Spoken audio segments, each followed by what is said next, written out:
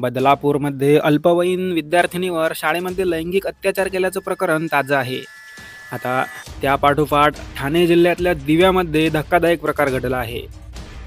येथील एका शाळेत थेट वर्गात शिरून 10 वर्षाच्या अल्पवयीन विद्यार्थिनीचा विनयभंग केल्याची घटना घडली आहे.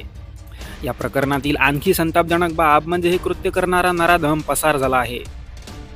या प्रकरणात पोलिसांनी गुन्हा दाखल केला, मात्र संस्था चालकाच्या विरोधात कारवाई केली नव्हती. मनसे कार्यकर्त्यांनी पोलिसांना जाब विचारल्यावर पोलिसांनी संस्था चालकाच्या विरोधात गुन्हा दाखल केला आहे. तसेच मुख्याध्यापिकेस पोलिसांनी अटक केली आहे, मात्र आरोपीच अद्याप पसार आहे. ही संपूर्ण घटना CCTVमध्ये कैद आहे. दिवा शहरात एक इंग्रजी माध्यमाची शाळा आहे. या शाळेच्या वर्गात मंगळवारी एक 10 वर्षाची अल्पवयीन विद्यार्थिनी वर्गात आली. वर्गात कोणी नव्हते.